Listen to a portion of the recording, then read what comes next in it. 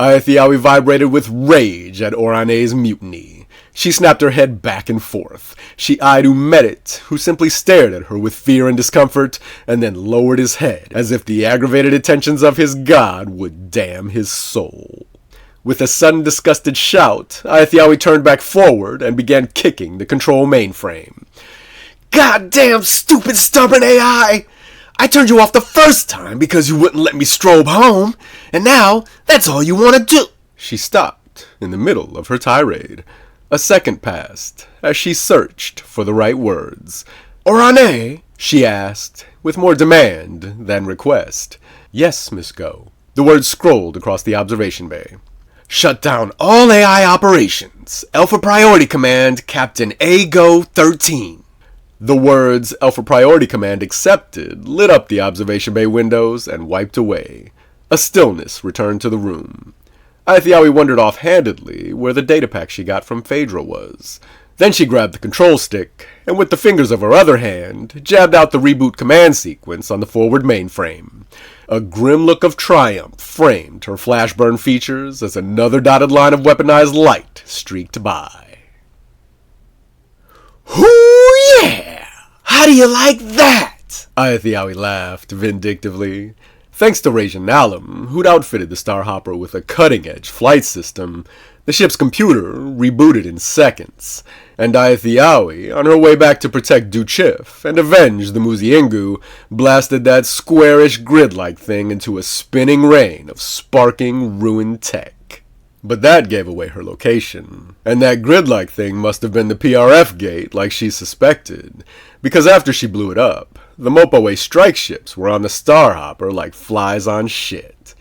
They managed to skillfully herd her toward the flagship, but after some admittedly brilliant flying on her part, on top of a shit ton of aggressive shooting, Aethiawi turned the tables on her pursuers completely, driving one of the strike ships right into the heart of the flagship's big gun. The resulting explosion was something she'd never forget.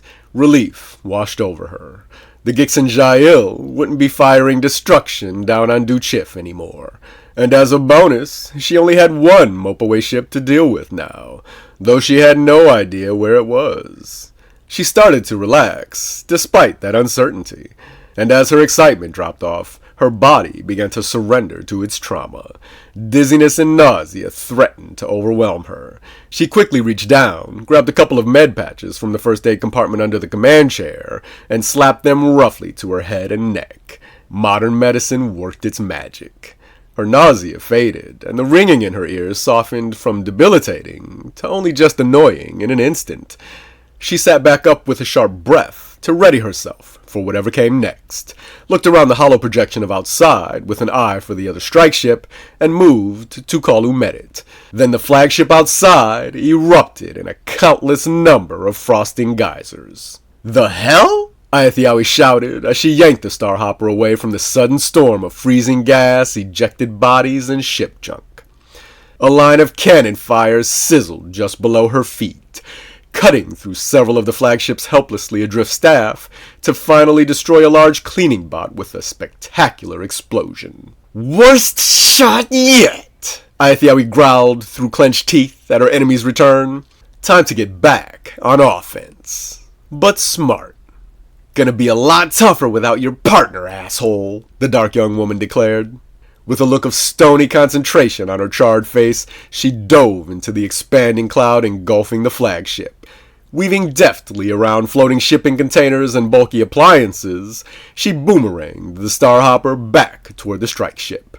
Another dotted line of cannon fire blasted by. Aethiawi plowed through a crowd of ejected bodies and junk, then leaned into the controls and accelerated forward. Her thumb tensed over the cannon trigger, her eyes flitted non-stop around projected tactical graphics, and finally, her lip curled in disgust. A small, snapping sound escaped her mouth.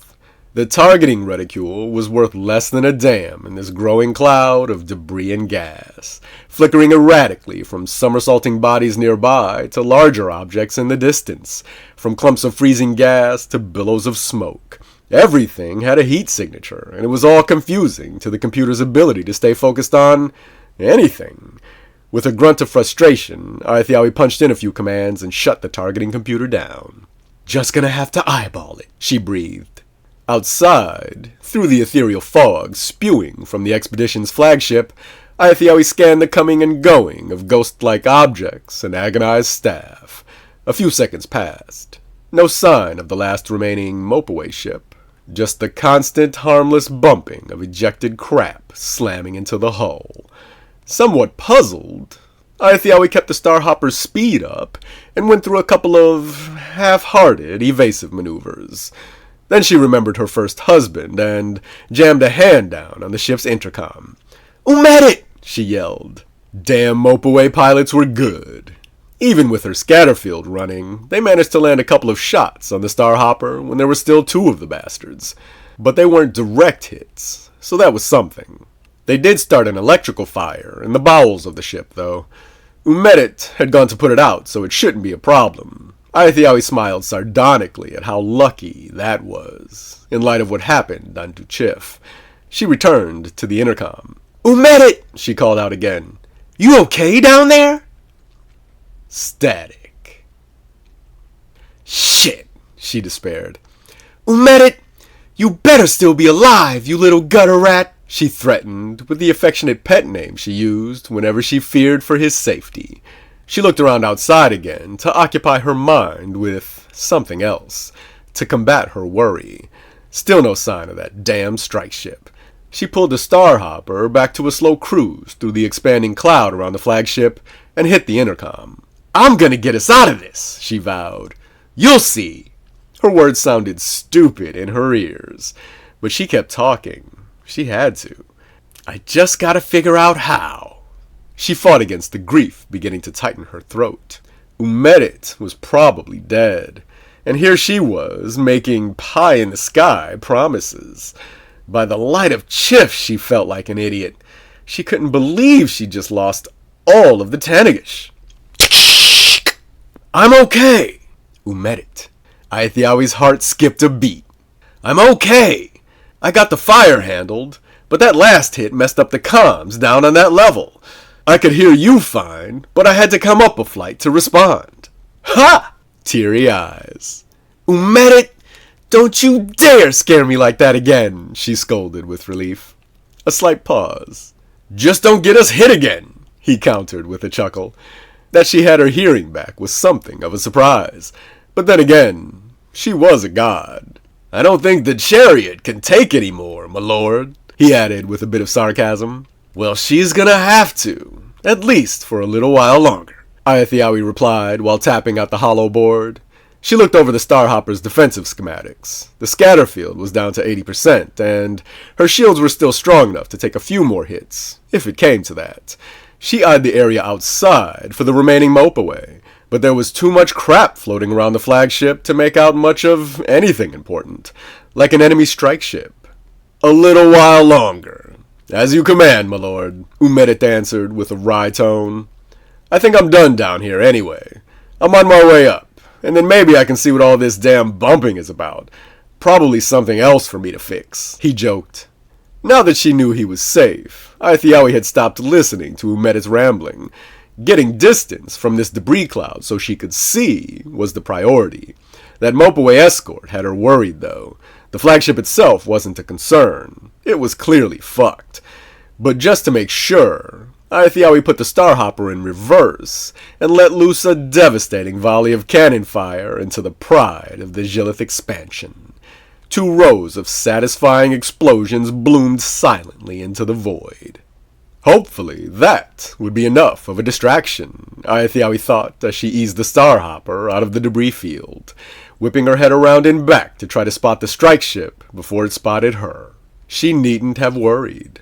The Mopaway escort looked to have been commanded to forget about her, and now occupied itself with scooping up all the spaced expedition staff it could find. The Starhopper's control room speakers crackled for an instant. Then, "Attention! Hostile vessel!" A Gixin Jail. Had to be the Mopaway pilot. Aithiawi could tell by the naturally fluent sound of its words. "If you can understand this communication, cease fire!" The dark young goddess of the Muziingu scoffed at the request. The Mopaway pilot continued its plea. I repeat, cease fire. We have millions of spaced non-combatants, untethered and unsuited, that need immediate assistance. I repeat, cease fire. The Gixenjail then offered an olive branch. If you assist with their rescue, I am certain it will weigh heavily in your favor. Aethiowie couldn't believe her ears. They dared ask for a ceasefire? And then dared to ask for help after blasting Duchiff and the Muziingu half to hell? Aethiowie was too angry to even speak. As far as she was concerned, no one in the expedition was innocent. Her fingers zipped over projected controls, and she brought the ship's targeting program back online. She'd let the Starhopper's cannons answer for her. The control room shuddered violently. Damage alarms rang and bleeped, and the majestic orbital view outside went into a sickening spin as the three beams that didn't hit her from behind drew sizzling lines across Aethiowie's vision. Thin red afterimages scarred the darkness when she blinked away the intensity of the Zhilith weapon's flash. "Lying fucking shit-eating Gixenjail scum!" she screamed. "Umedit!" she shouted through the comm. "Hold on to something!" A sinking feeling pulled at her stomach as the next words left her mouth. "They've got reinforcements!" "The light of Chiff!" Umedit's voice cut in over the ship's PA in mid-curse. "We got another fire on our hands! Keep her as steady as you can! I'll handle it!" Aethiowie angled the control stick steadily opposite their spin, while her other hand flew over the hollow board. The view outside stabilized, and alarms stopped ringing and bleeping one by one. But as the last alarm went silent, a weapons lock warning started screaming and flashing and displaying multiple evasion options. Shit! Several more beams burned perfect lines of light through space, just missing the Starhopper. Aethiowie fired their directional jets for a full about face and jammed the control stick forward, sending them rocketing back toward the expedition's flagship. Two Mopaway strike ships flashed by in front of her. They must have had another gate set up somewhere else. Hell, knowing how thorough the Gixenjail could be, they probably had a gate orbiting every other rock in the system. She and Umedit were going to die if they stuck around much longer. With that last thought came a rage that surprised her with the power of its pure, calming warmth. A third strike ship swooped in from behind, lances blazing. Aethiowie bobbed and weaved and calmly held down the trigger for the fusion cannon until it stuttered to a stop from overheating. The flaming carnage left in her wake was horrifying. The entire top of the flagship for the Zhilith expedition glowed, slagged and burning. Devastating explosions erupted at random, towering high into the void. Aethiowie pulled the ship around with a serene expression. The only thought in the black clarity of her wrath was that the entire expedition must be destroyed. Weaponized light streaked by from behind. Aethiowie dodged right. A holographic timer off to her side showed 2 minutes until the fusion cannon was ready to fire again. 2 minutes! A twinge of fear stabbed at the back of her mind in the face of what could go wrong during a wait that long. She didn't have 2 minutes. Her stoic fury began to falter.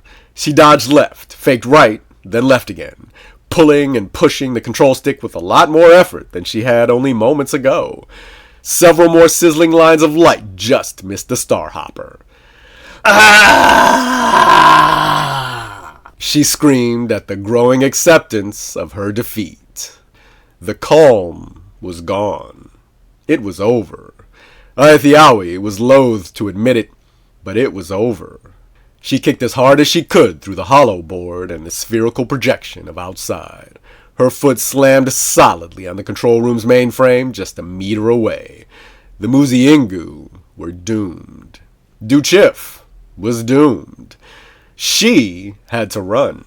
She roughly jabbed out a command sequence and coughed, unable to speak past the newly formed lump in her throat.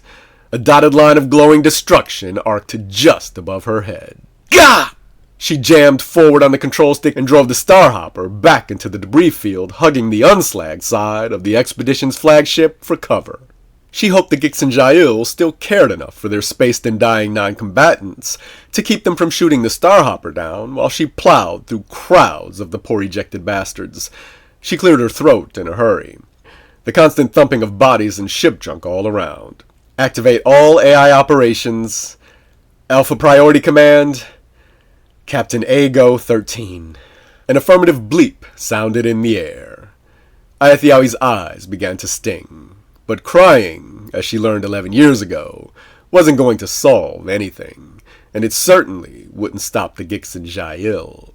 Orane, the dark young woman stated, before the AI could even assess the current situation, a slight wobble in her voice. Yes, Miss Go. Get us out of here. The feeling of defeat had sapped much of Ayathiawi's strength. The way you wanted, she said, and sunk back into the command chair. She'd already lost one home before this. What was it to lose another? 2 milliseconds passed. A couple of Mopaway fighters zoomed by overhead, their searching compromised by tons and tons of frosting gas and bodies, plasma, liquids, robots, machines, and junk. Yes, Miss Go. To Orane's credit, there wasn't even the smallest bit of triumph in her tone. Unidirectional prime resonance transmission initiated.